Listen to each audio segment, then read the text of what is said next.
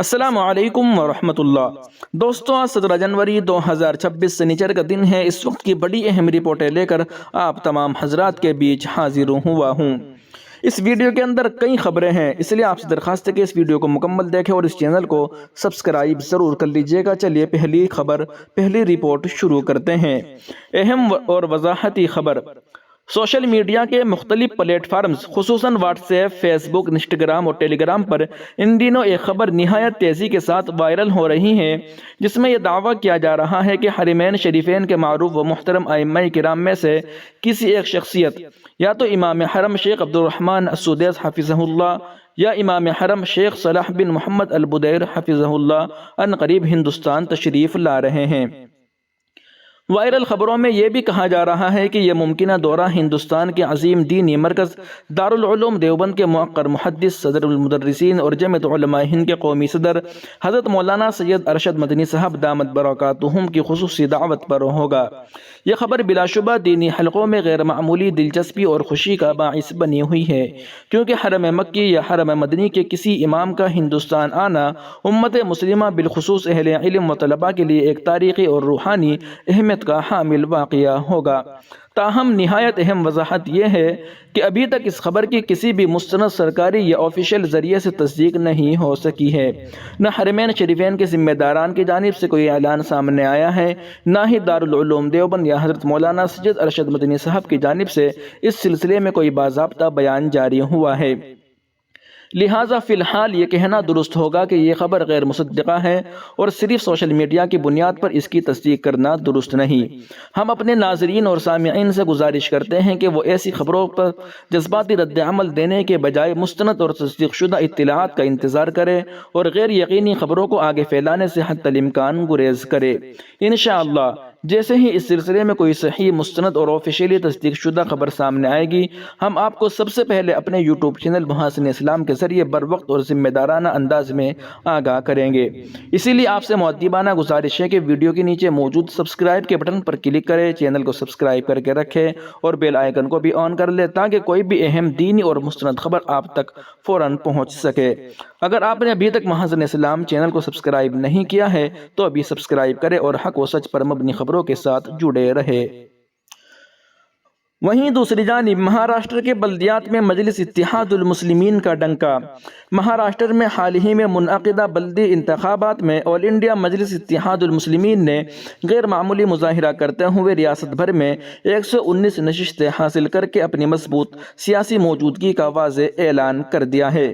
اس شاندار کامیابی کے ساتھ مجلس نے مجموعی نشستوں کے اعتبار سے نیشنلسٹ کانگریس پارٹی، شرد چندر پوار اور مہاراشٹر نورنمان سینا کو پیچھے چھوڑ دیا، جس سے ریاستی سیاست میں ایک نئی صف بندی کے اشارے مل رہے ہیں۔ نتائج کے مطابق مالیگاؤں میں مجلس نے 21 نشستوں کے ساتھ اپنا غلبہ برقرار رکھا، جبکہ سمبھاجی نگر میں 32 اور ناندیڑ واگھالا میں 14 نشستیں جیت کر پارٹی نے اپنی طاقت منوائی۔ اس کے علاوہ دھولے میں 10، امراوتی میں 7، سولاپور میں 8، ناگپور میں 7، تھانے میں 5، برین ممبئی میونسپل کارپوریشن میں 6، اکولا میں 3، جالنا میں 2، احمد نگر میں 2 اور چندر پور میں 1 نشست حاصل کر کے مجلس نے شہری مراکز میں اپنی جڑیں مزید مضبوط کی ہے۔ سیاسی مبصرین کے مطابق مرحلہ وار سامنے آنے والے حتمی نتائج اس بات کی نشاندہی کرتے ہیں کہ مجلس اتحاد المسلمین اب مہاراشٹر کی شہری سیاست میں ایک مؤثر اور فیصلہ کن قوت کے طور پر ابھر رہی ہے، جس کے اثرات آئندہ ریاست کی سیاست پر بھی دکھائی دے سکتے ہیں۔ وہیں دوسری جانب گو رکشکوں نے مسلمان کو پیٹ پیٹ کر مار ڈالا، JSR کا نعرہ لگوایا، کانگریس بھی رد عمل دینے پر مجبور۔ اڈیشہ کے بالاسور ضلع میں بدھ کی صبح ایک 35 سالہ مسلم شخص کو ہجوم نے مبینہ طور پر پیٹ پیٹ کر ہلاک کر دیا۔ دی نیوز انڈین ایکسپریس کی ایک رپورٹ کے مطابق الزام ہے کہ جس وین میں وہ سفر کر رہے تھے اس میں مویشیوں کی نقل و حمل پر اعتراض کرنے والے کچھ لوگوں نے ان پر حملہ کر دیا۔ مہلوک کی شناخت شیخ مکرند محمد کے طور پر ہوئی ہے، جن کی بالاسور ڈسٹرکٹ ہسپتال میں علاج کے دوران موت ہو گئی۔ ابتدائی معلومات کے مطابق پک اپ وین جے دیو قصبے کی طرف سے آ رہی تھی، تبھی مبینہ طور پر کچھ لوگوں نے گاڑی کو روک لیا اور ڈرائیور اور محمد پر حملہ کر دیا۔ حملہ وروں نے دونوں پر لاٹھیوں اور دیگر ہتھیاروں سے بے رحمی سے حملہ کیا۔ اس واقعے کا ایک مبینہ ویڈیو بھی سوشل میڈیا پر سامنے آیا ہے، جس سے حملہ وروں کو محمد سے جے شری رام کا نعرہ لگواتے ہوئے دیکھا جا سکتا ہے۔ دو FIR میں الگ الگ واقعات۔ انڈین ایکسپریس کے مطابق واقعے کے بعد بالاسور صدر پولیس اسٹیشن میں تعینات ایک سب انسپکٹر کی شکایت پر FIR درج کی گئی، جس میں وین کے ڈرائیور اور مالک کو نامزد کیا گیا، لیکن حملے کا کوئی ذکر نہیں تھا۔ ڈرائیور اور مالک کے خلاف کنچ ایکٹ کے تحت اڑیسہ پر ہیبیشن آف کانسلائٹر ایکٹ اور بھارتی نیائے سنہتا کے مختلف دفعات کے تحت مقدمہ درج کیا گیا ہے۔ اس FIR کے مطابق مویشیوں کو لے جانے والی ایک پک اپ وین مبینہ طور پر جے دیو قصبے کی طرف سے تیزی اور لاپرواہی سے چلائی جا رہی تھی۔ FIR میں دعویٰ کیا گیا ہے کہ گاڑی کنٹرول کھو بیٹھی اور سڑک کنارے الٹ گئی۔ اس میں یہ بھی کہا گیا ہے کہ شکایت کنندہ کے جائے وقوع پر پہنچنے تک وین ڈرائیور کو علاج کے لیے اسپتال بھیج دیا گیا تھا اور جائے وقوع سے ایک گائے برآمد کی گئی تھی۔ FIR میں کہا گیا ہے کہ گائے کو قبضے میں لے کر ماں بھارتی گوشالہ لے جایا گیا اور پک اپ گاڑی کو پولیس اسٹیشن لایا گیا۔ شکایت کنندہ نے گاڑی کے مالک اور ڈرائیور کے خلاف قانونی کارروائی کے لیے ایک تحریری درخواست دی ہے۔ تاہم مہلوک کے بھائی شیخ محمد کی شکایت پر اسی شام دوسری FIR درج کی گئی۔ اپنے بیان میں انہوں نے الزام لگایا کہ 5 افراد نے وین کو روکا اور اس کے بھائی پر ہتھیاروں سے جان لیوا حملہ کیا۔ انہوں نے یہ بھی کہا کہ پولیس کی ایک گشتی گاڑی جائے وقوع پر پہنچی اور اس کے بھائی کو بالاسور ڈسٹرکٹ ہیڈ کوارٹر اسپتال لے جایا گیا، جہاں علاج کے دوران ان کی موت ہو گئی۔ دوسری شکایت کی بنیاد پر پولیس نے 5 ملزم کے خلاف بھارتی نیائے سنہتا BNS کی دفعہ 102-103-2 کے تحت معاملہ درج کیا ہے، جو ماب لنچنگ کی سزا سے متعلق ہے۔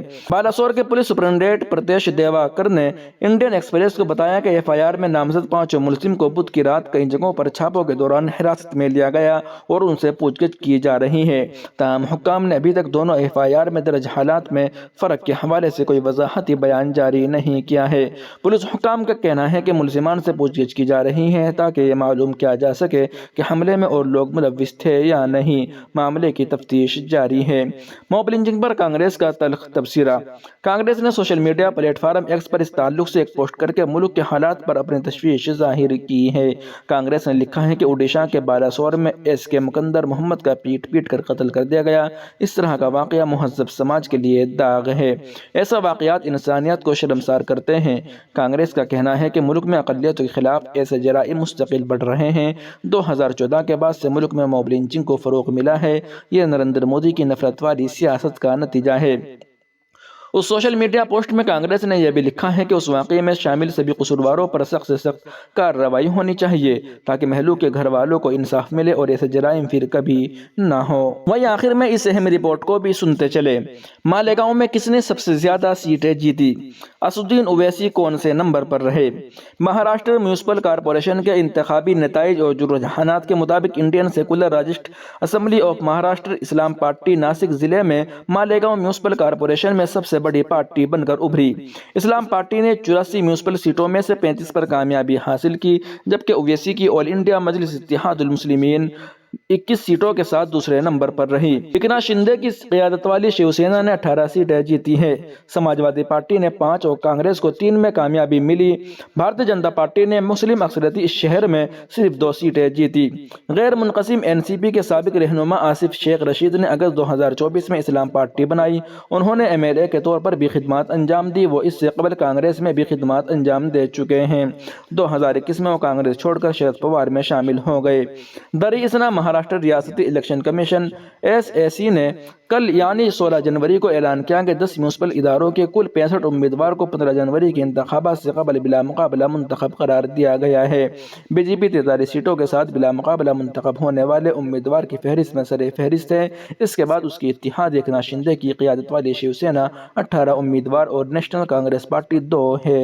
ناظرین و سامعین، ان اہم رپورٹوں کو آپ سن اور دیکھ رہے تھے محسن اسلام یوٹیوب چینل پر۔ تمام تازہ ترین اپڈیٹ حاصل کرنے کے لیے بھی ویڈیو کے نیچے سبسکرائب والے آپشن پر کلک کر کے اس چینل کو سبسکرائب ضرور کر لیجیے گا۔ السلام علیکم ورحمۃ اللہ وبرکاتہ۔